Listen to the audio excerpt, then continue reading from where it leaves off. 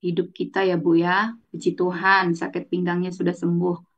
Selamat pagi Bapak Ibu semua. Pagi ini kita akan mendengarkan firman Tuhan dan akan dilayani oleh Pak Freddy Liong. Pak Freddy Liong, silakan Pak kalau sudah ready.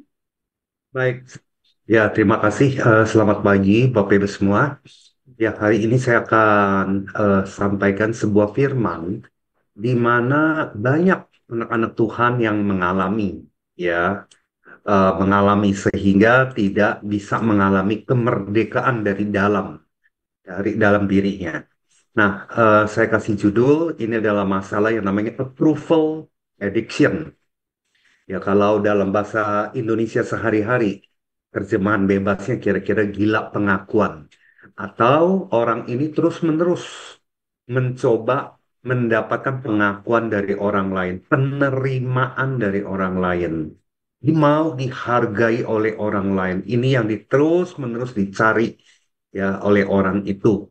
Nah, saya mau tanya Bapak Ibu, orang yang masih mengalami hal seperti ini, ya, menurut Bapak Ibu hidupnya lelah nggak? Udah pasti lelah, ya, capek banget gitu ya. Nah, kita lihat contoh ya, orang-orang yang selalu mencari pengakuan-pengakuan dari orang lain, approval dari orang lain, ya, untuk mau diterima oleh orang lain terus-menerus. Ya, contohnya adalah misalnya begini. Saya berikan Bapak Ibu beberapa pancingan pertanyaan ya. Seberapa sering sih Anda bilang iya, padahal hati Anda mengatakan tidak? Nah, banyak orang tidak menyadari kalau hidup mereka itu berarti dikendalikan oleh rasa atau tidak disukai oleh orang lain. Ya, apakah Anda pernah merasa lelah bukan karena pekerjaan sebetulnya, tapi karena Anda terus-menerus mencoba membuat semua orang senang terhadap Anda? Ya, ini tanda hidup Anda untuk diakui oleh orang lain, bukan untuk kebenaran. Ya, ini juga contoh di gereja ya, kalangan gereja ya. Anda motifnya dalam melayani Tuhan apa?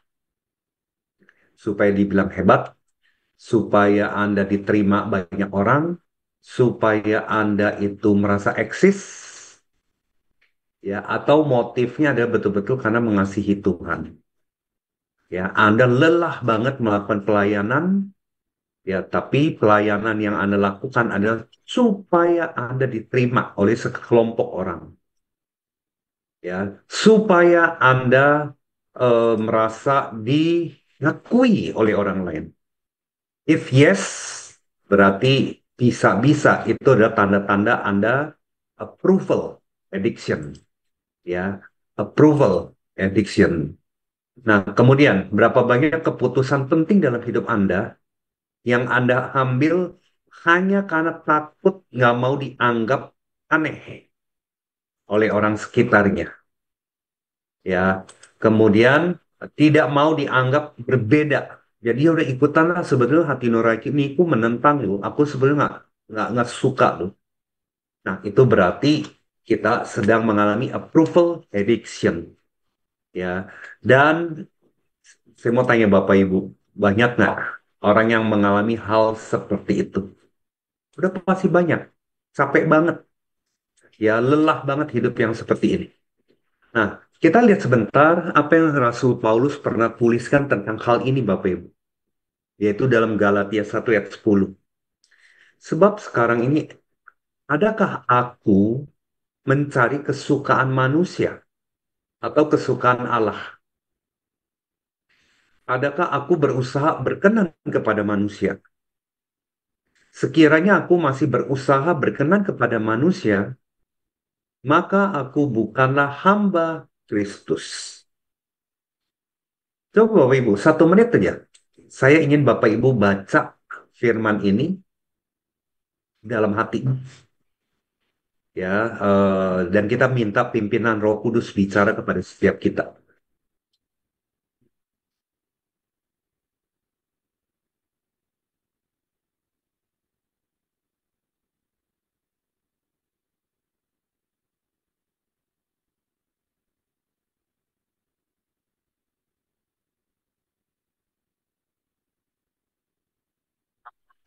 aku masih mencari kesukaan manusia, kesukaan Allah. Ya, ini adalah Paulus yang menulis pada jemaat di Galatia ya. Apakah aku berusaha? Nah, ini dia. Berusaha dengan berbagai cara untuk menyenangkan hati orang. Ya, berkenan kepada manusia. Nah, ini kalau yes, kalau masih, berarti kita masuk ke dalam kategori masih untuk dapat pengakuan dari orang banyak. Ya. Nah, makna di Galatia 1 ayat 10 ini apa sih sebetulnya Bapak Ibu? Ini buat mengingatkan kita. Hidup orang percaya harusnya berfokus menyenangkan hati Tuhan, bukan mencari pengakuan manusia. Saudara setuju? Ya, capek loh mencari pengakuan manusia terus-menerus loh. Nggak ada habis-habisnya. Lalu, mengikuti Kristus bisa membuat kita mungkin tidak populer. Ada yang nggak suka. Ya, tapi itu bagian dari kesetiaan. Nah, itu yang Paulus mau nyampein. Nggak semua orang sepandang, sejalan dengan pemikiran kita ketika kita mengikuti Kristus. Ya. Seorang hamba Kristus harusnya bebas dari ketergantungan akan penerimaan orang lain. Ya, karena dia tidak mencoba menyenangkan orang lain. Ya, misalnya ya nih Bapak Ibu, ini misalnya aja loh ya, kita adalah eh, melayani dalam gereja gitu ya. Nah, ada orang kaya gitu loh ya, dia banyak memberikan donasi, dia memberikan kontribusi secara finansial. Ya, kita mencoba gitu ya melayani dia, padahal kita merasa, aduh kok gue munafik banget ya. Ya, kita merasa bertentangan dengan diri kita. Ya, kok dia jadi kelihatannya gara-gara dia ada donatur di dalam komunitas kita, dia orang kaya, ya pokoknya saya mencoba menampakkan diri supaya menyenangkan hati dia, supaya apa? Saya merasa diterima. Nah, Bapak Ibu, Rasul Paulus kembali ngingetin kita, siapa sih yang kita sembah? Siapa sih yang kita bikin senang? Manusia atau Tuhan? Nah, ini kaitan topik approval addiction ya. Kemudian, kebenaran Injil nggak boleh dikompromikan demi menyenangkan pihak tertentu. Nah, ini yang betul-betul Paulus menuliskan kepada jemaat di Galatia, karena waktu itu di jemaat Galatia, banyak sekali mereka terombang-ambingkan oleh ajaran-ajaran palsu dan sesat. Ya, jadi ayat ini mengajak kita memeriksa motivasi kita. Ya, kalau kita mau jujur ya, siapa sih yang sebenarnya kita layani dalam hidup ini? Tuhan atau manusia? Ya, nah Bapak Ibu, apa sih approval addiction itu? Ya, jadi sekali lagi kalau bahasa terjemahan bebasnya, ya approval addiction itu mencoba gila pengakuan atau kecanduan, kecanduan untuk mendapatkan persetujuan dari orang lain, diterima oleh orang lain, dihargai oleh orang lain, diakui oleh orang lain. Kecanduan itu artinya Bapak Ibu Pak, sering kita sering ngalamin. Dan kita bahkan mencari-cari, bahkan kita itu mengejarnya. Nah itu approval addiction, ya. Nah jadi kondisi ini adalah kondisi di mana kita ya mencari pengakuan atau validasi dari orang-orang di sekitar kita. Dan kalau ini terjadi terus-menerus, ini seperti orang yang kecanduan narkoba dalam jiwa kita. Ya, nah ini adalah seorang orang-orang yang seperti aktor yang terus mengganti topeng dalam kehidupannya dia. Ya, pakai topeng melulu, Bapak Ibu. Ya, di kantor dia pakai topeng profesional. Seolah-olah dia menampilkan diri dia profesional, dia orang hebat. Tujuannya apa? Dia mau diakui bahwa saya hebat. Di gereja dia pakai topeng rohani, kelihatannya rohani. Shalom. Ya, Tuhan Yesus memberkati. Ya, kelihatannya seperti kelinci gitu Bapak Ibu ya. So nice gitu ya Bapak Ibu. Kemudian kelihatannya sangat rohani, full senyum. Tapi di rumah Bapak Ibu marah. Di keluarga marah. Ngomongannya pedes. Ya, ngomongannya Bapak Ibu kadang-kadang menusuk. Nah, saudara, ada nggak orang yang kayak begini? Kalau ada, ketik angka 3 Bapak Ibu. Ada nggak orang yang seperti ini? Ya, capek Bapak Ibu. Ya, pakai topeng yang berbeda-beda dalam berbagai aspek yang berbeda-beda. Nah, ini adalah orang-orang yang mengalami approval addiction. Ya, antara batinnya dengan di luarnya Bapak Ibu tidak sama, tidak sama. Ya, oke. Wow, di sini udah ada tulisan angka 3 ya beberapa orang ya. Dan ini memang ya kita nggak bisa katakan ini adalah jarang. Menurut saya banyak, ya banyak. Ya.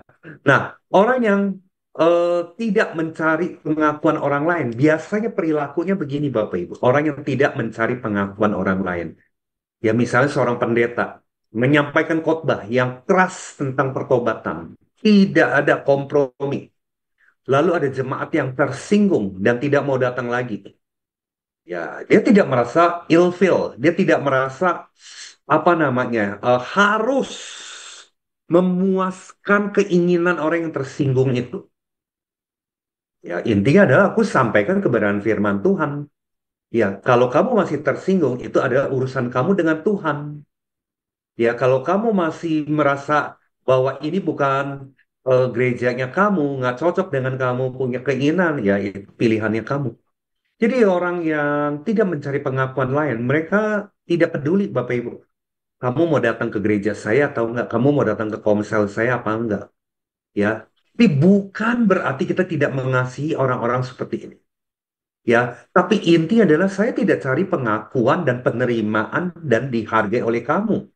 Kalau beda pandangan masalah firman Tuhan. Intinya begitu Bapak Ibu. Contoh lagi, seorang teman kerja mengajak Anda bergosip tentang atasan. Tapi Anda punya prinsip.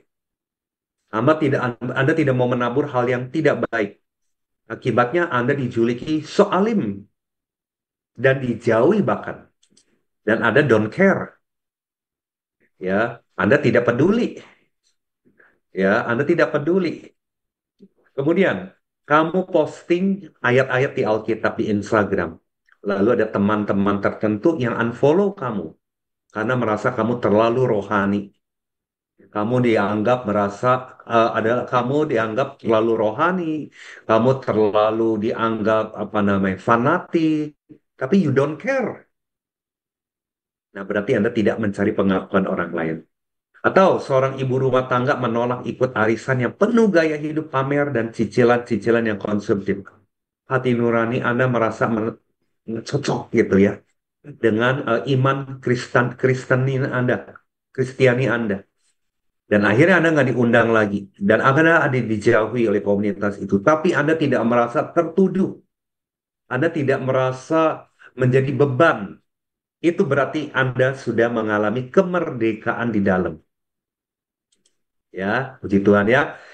Ini adalah sebuah apa namanya eh, contoh-contoh orang yang tidak mencari pengakuan dari orang lain. Contoh lagi, seorang pemimpin komunitas akan menegur anggota yang hidup dalam dosa. Walaupun dia akan tahu resiko tidak disukai. Apalagi orang ini ada orang yang punya pengaruh, punya donasi, punya dana, punya jabatan, ya Bapak Ibu sekalian ya. Nah, Anda berani menyampaikan kebenaran firman Tuhan yang sesuai dengan hati nurani Anda. Ini berarti orang ini tidak perlu lagi pengakuan dari orang lain. Ya, Bapak Ibu, sementara orang-orang yang masih memiliki approval addiction, ciri-cirinya apa? Sulit berkata tidak, walaupun hati nuraninya menentang. Takut ditolak, takut nggak dianggap, tidak dihargai lagi. Mencari pujian-pujian, taruh di Instagram, Bapak Ibu sekalian ya, ya pergi misalnya pergi ke Bandung, kuliner, tour ke Bali, Bapak Ibu, ya tiketnya di foto, ya taruh di Instagram. Saya mau tanya Bapak Ibu, tujuannya apa coba? Ya, pergi ke kota ini, bahkan ke luar negeri, foto lu Bapak Ibu, tiketnya foto Bapak Ibu. Saya mau tanya Bapak Ibu, tujuannya apa? Mendapatkan pujian, betul nggak? Nah, setiap sekian menit dia cek berapa orang nih yang like. Ya, ketika nggak ada yang like, nah orang-orang kayak gini, Bapak Ibu, hatinya apa? Sedih. Jadi kalau masih ada perasaan seperti itu, hati-hati. Kita mengalami masih approval addiction. Kita masih butuh pengakuan dari orang lain. Ya, yang nomor empat, harga diri kita tergantung pada pendapat orang lain. Harga diri kita, loh. Lu mah kampungan lu mah nggak bisa ngikutan tren. Kamu mah beda. Ditelan mentah-mentah ngomongan itu.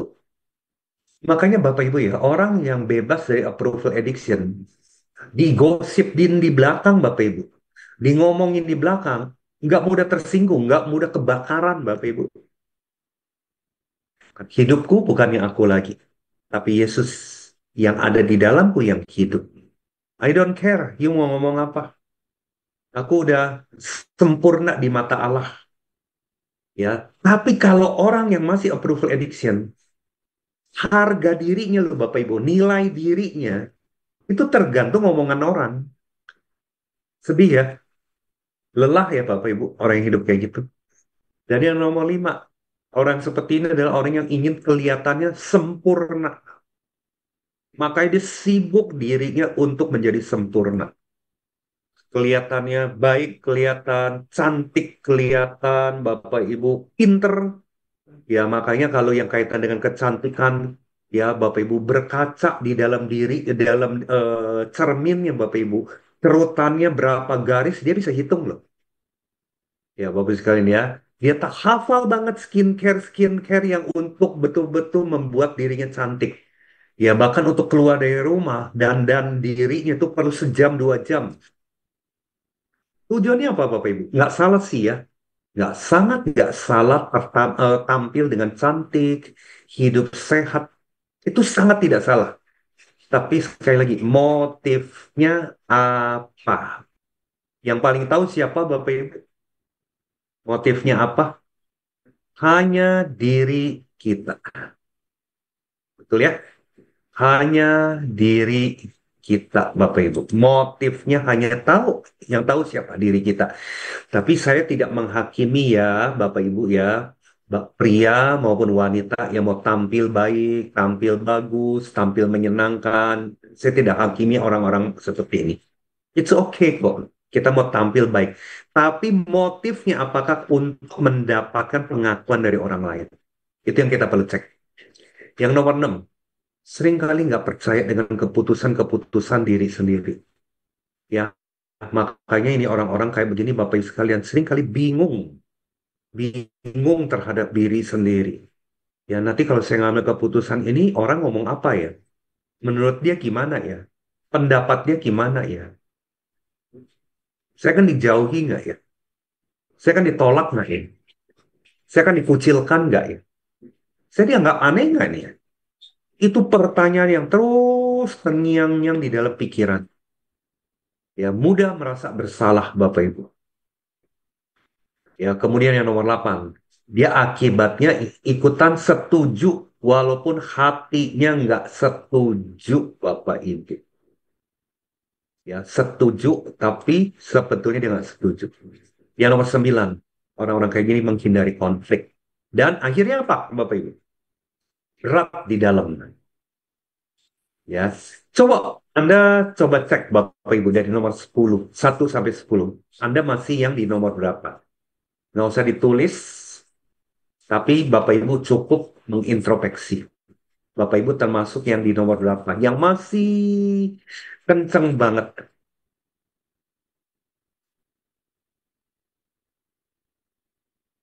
Ya, dari 1 sampai 10, yang mana?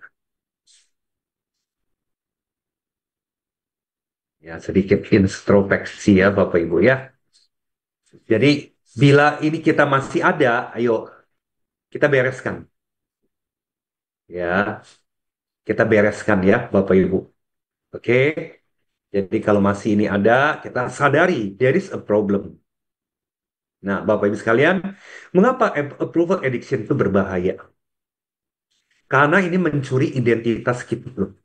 Mencuri identitas sejati kita. Memberikan diri kita untuk dikendalikan oleh orang lain. Betul nggak? Memberikan diri kita dikendalikan oleh orang lain. Kemudian, menghancurkan hubungan kita dengan Tuhan, menjauhkan diri kita dengan Tuhan. Dan ini adalah bentuk modern penyembahan berhala. Hati-hati ya, kita memberhalakan pendapat orang lain, Bapak Ibu. Kita, ya, Bapak Ibu sekalian, kita memberhalakan pendapat orang lain. Apa yang terjadi selanjutnya? Mengalami kelelahan emosional. Ya, ini seperti Anda berdiri, berjalan, berlari di papan treadmill dan nggak pernah berhenti. Anda mengejar pengakuan, pengakuan, pengakuan, dan dihargai oleh orang lain. Kelelahan emosional. Amsal 29:25 mengingatkan kita, takut kepada manusia mendatangkan jerat. Tapi siapa percaya kepada Tuhan dilindungi. Ada kata amin? Ada kata amin pagi ini Bapak Ibu. Kita udah nggak tadi Bapak Ibu lakukan perjamuan kudus. Ya, Bapak Ibu harusnya saudara klaim bahwa hidupku bukan aku lagi, tapi Yesus yang ada di dalamku yang hidup. Jadi takut kepada manusia mendatangkan jerat Bapak Ibu. 1 Korintus 7 ayat 23. Kamu telah dibeli. Harganya telah lunas dibayar. Karena itu janganlah kamu menjadi hamba manusia. Ayo saudara, proklamasikan ini masing-masing Bapak Ibu sekalian. Saat ini juga, saya telah dibeli. Harganya telah lunas dibayar. Ya, saudara lakukan perjamuan kudus tadi. Saudara proklaim ini Bapak Ibu. Karena itu, janganlah kamu menjadi hamba manusia. Kalau ada orang yang tidak menerima aku, tidak menghargai aku lagi karena aku menjalankan firman Tuhan. I don't care. Ya, kalau anak-anak saya bilangnya IDC, Bapak Ibu. IDC, I don't care. Ya, aku tidak mau beban hidupku gara-gara ngomongan orang lain. Ya, nah jadi Bapak Ibu orang-orang seperti ini ya perlu approval addiction. Apa sih akar masalahnya? Dari mana sumbernya? Nah, ternyata Bapak Ibu, sumbernya adalah berasal dari pengalaman hidupnya dia pada waktu kecil, mengalami fatherless. Wah, buntut-buntutnya di situ ya. Saya yakin Bapak Ibu sudah banyak mendengar kata-kata fatherless atau pengajaran tentang fatherless. Orang seperti ini Bapak Ibu, ketika kecil, ketika masih tumbuh kembang Bapak Ibu, tidak mendapatkan cukup kasih, persetujuan, validasi dari figur papa. Papanya jarang memberikan validasi pengakuan, nak kamu itu pinter menggambar loh. Yang adalah apa? Ngapain? Gambar-gambar matematikanya yang mesti nilai yang bagus. Wah itu Bapak Ibu. Ketika anak usia 12 tahun pertama tidak mendapatkan itu, maka seumur hidupnya, dengarkan baik-baik, dia akan haus, akan memburu, dia akan mengejar pengakuan-pengakuan dari berbagai cara sampai dia mati. Karena fondasi hidupnya dia tidak mendengarkan hal itu. Ya, tiap hari dia mencari hal itu secara sadar maupun tidak sadar. Nah, ayah yang secara emosional tidak melakukan hal itu, Bapak Ibu, maka ayah ini adalah secara emosional tidak bisa memenuhi kebutuhan jiwa si anak. Ya, orang-orang seperti ini mengalami situasi ayahnya jarang memberikan pengakuan, lebih sering mengkritik daripada memberikan validasi kepada anak-anaknya. Ya, lebih sering memberikan Bapak Ibu pengakuan, penerimaan. Anak-anaknya tuh kering, kering banget dapat penerimaan, pengakuan, penghargaan dari papanya, which is yang menjadi pahlawannya dia, orang yang paling dekatnya dia, panutannya dia, nggak dapat Bapak Ibu. Dan saya banyak melakukan konseling seperti ini, kecewa. Dan akhirnya seumur hidup Bapak Ibu sekalian, seumur hidup mencari pengakuan-pengakuan ini. Capek ya? Jadi jiwa kita itu terikat, jiwa kita itu tersiksa, Bapak Ibu, karena kehausan-kehausan itu. Nah, Bapak Ibu sekalian, orang-orang seperti ini adalah mengalami anak-anak ketika dia masih anak-anak, dia tidak mengalami kasih yang konsisten dari papa mamanya, entah papa atau mama. Ayo Bapak Ibu, saya mau berikan Bapak Ibu semangat ya, bukan menuduh, menghakimi. Saudara yang masih punya anak-anak di bawah 12 tahun, ayo berikan validasi, pengakuan, pengukuhan, konfirmasi tentang hal-hal positif dan yang baik tentang anak-anak Anda. Berikan itu Bapak Ibu, tapi bukan pujian yang tanpa data dan fakta dan lebay. Ya, coba saudara lihat apa yang baik dari anak-anak saudara. Saudara akui. Kalau anak saya udah di atas 12 tahun gimana? Tetap berikan. Bahkan anak saudara yang udah dewasa, yang sudah menikah, ayo validasi mereka. Kalau dulu saudara udah sangat jarang, pelit, irit memberikan validasi kepada anak-anak saudara. Dan anak saudara sekarang udah dewasa. Ini adalah timing yang Bapak Ibu lakukan. Sehingga saudara dikenang oleh anak-anak saudara, wah, papa berubah. Papa berubah karena firman Tuhan. Ada kata amin Bapak Ibu? Lakukan Bapak Ibu. Ya, oke. Nah, jadi Bapak Ibu sekalian, sebuah penelitian mengatakan kalau anak yang mengalami fatherless itu akan 2 kali lebih tinggi resiko depresinya. Lebih gampang kena depresi double ya daripada anak-anak yang mendapatkan fathering yang cukup Bapak Ibu. Kemudian, anak-anak kayak gini akan mengalami 3 kali lebih tinggi kemungkinan mencari validasi eksternal yang berlebihan. Misalnya contoh ya traktir-traktir gitu ya. Padahal duitnya pas-pasan. Supaya apa? Diakui, diterima, dan merasa punya banyak teman. Ngambil pelayanan supaya dibilang hebat. Diakui banyak orang. Sekali lagi ya, pelayanan itu penting, tapi yang penting motifnya apa? Ya, Bapak Ibu sekalian, anak-anak seperti ini 85% akan mengalami masalah perilaku.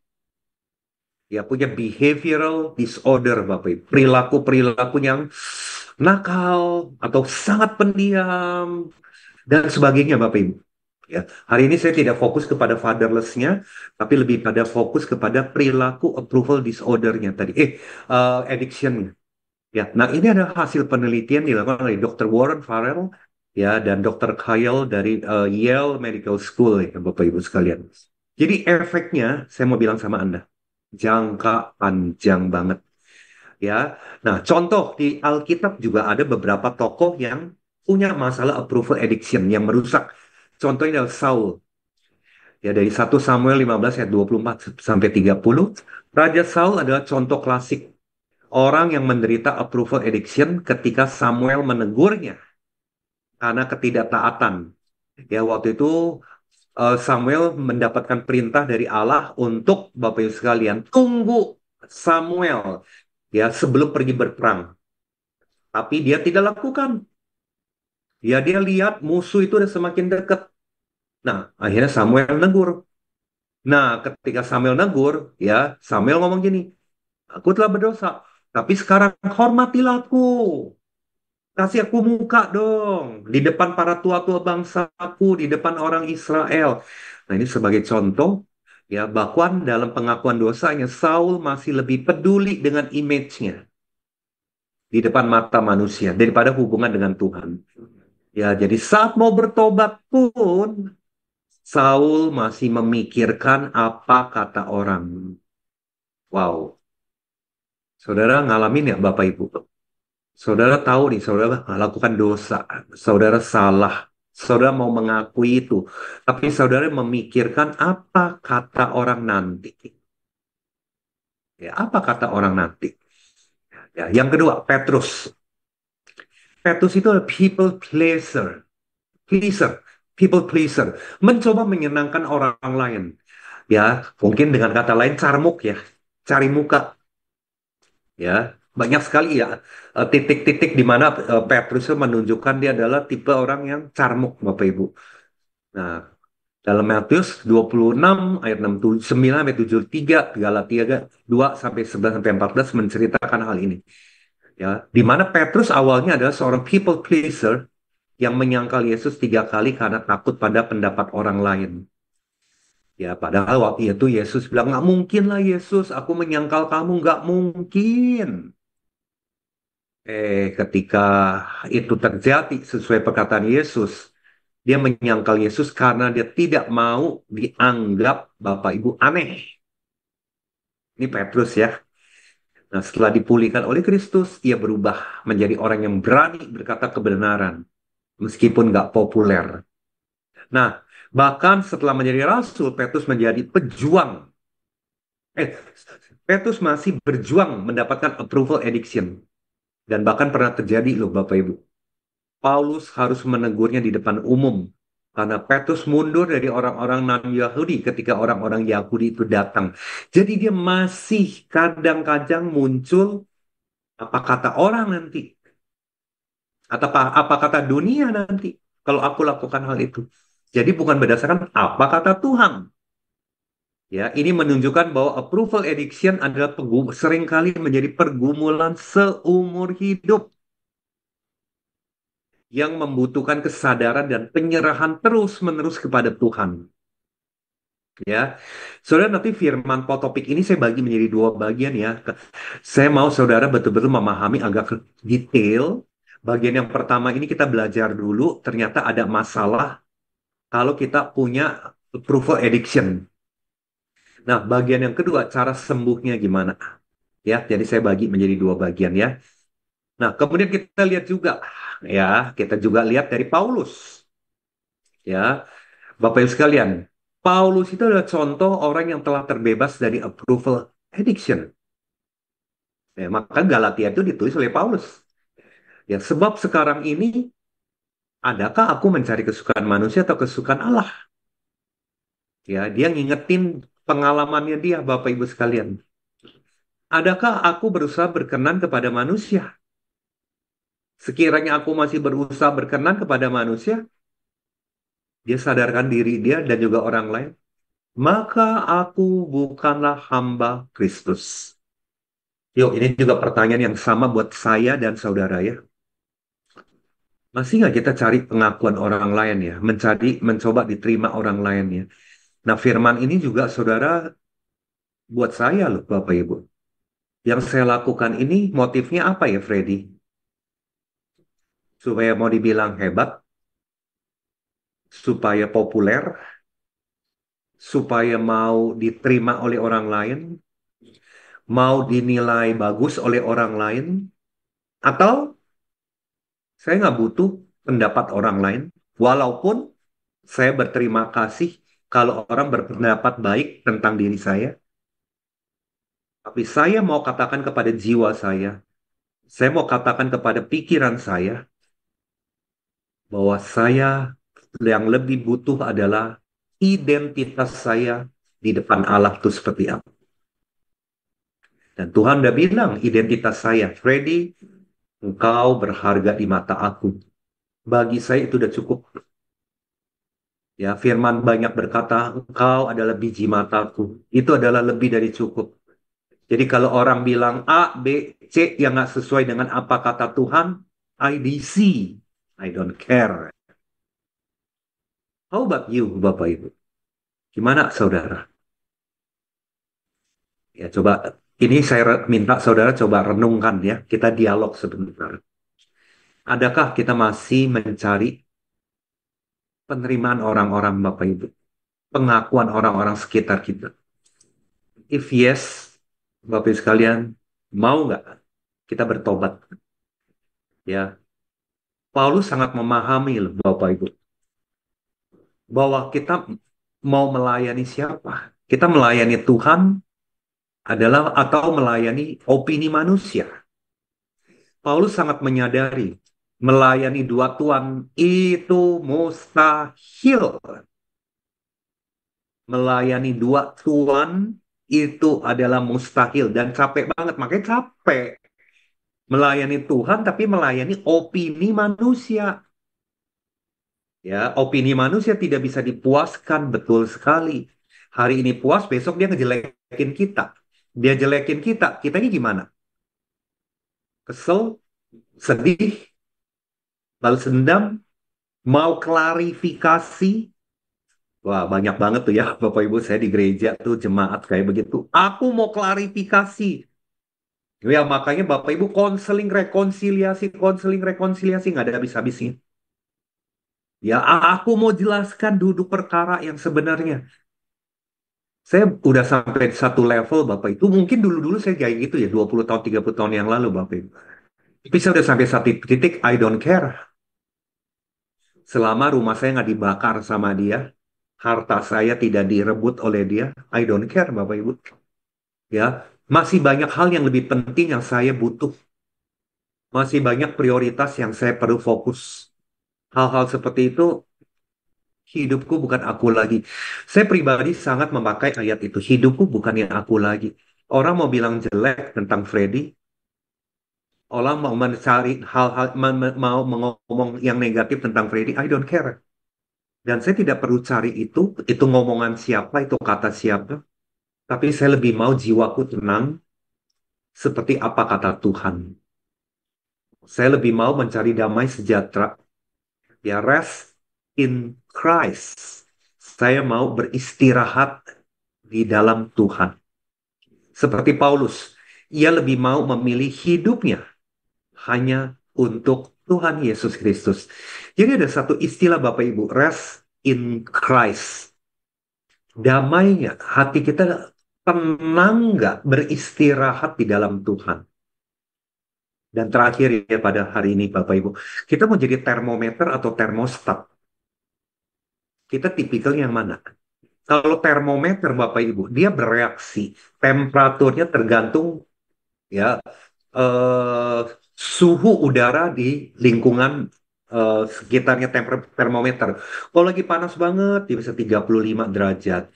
Kalau lagi sejuk, dia bisa turun 26 derajat atau 27 derajat. Kalau siang hari, temperaturnya naik. Kalau malam hari, dia turun. Nah, itu adalah tipe termometer. Kalau termostat, Bapak Ibu, dia yang mengatur suhu lingkungan. Dia yang mengendalikan suhu lingkungan. Dia yang men-setting. Ya, jadi tipe orang termometer adalah emosi dan harga dirinya. Naik turun tergantung persetujuan orang sekitarnya. Sedangkan orang tipe termostat, dia menetapkan identitasnya berdasarkan kebenaran firman Tuhan. Dia IDC, I don't care. Kalau cuaca, temperatur, pendapat orang lain itu bicara hal yang buruk. Itu termostat. Yuk, Bapak Ibu sekalian, saya mau ajak Anda berdoa sebentar ya. Kita tutup dalam pagi hari ini. Saya minta, yuk saudara berdoa sebentar. Saudara coba merefleksikan diri saudara. Mari saudara kita tundukkan kepala. 1 menit, 2 menit ini adalah saudara berdiam diri bersama Tuhan. Roh Kudus menegur apa? Roh Kudus mengingatkan apa tentang topik hari ini Bapak Ibu?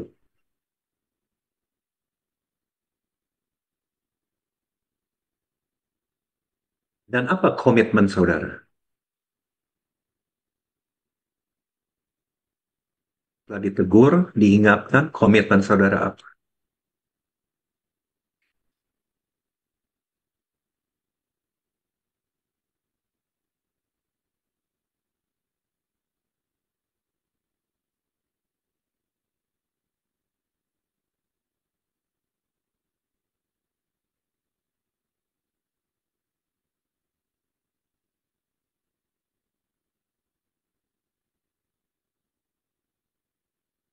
Izinkan Tuhan yang melayani saudara. Izinkan Roh Kudus yang melayani saudara. Izinkan Roh Kudus bicara dengan suara lembutnya kepada hati nurani Bapak Ibu.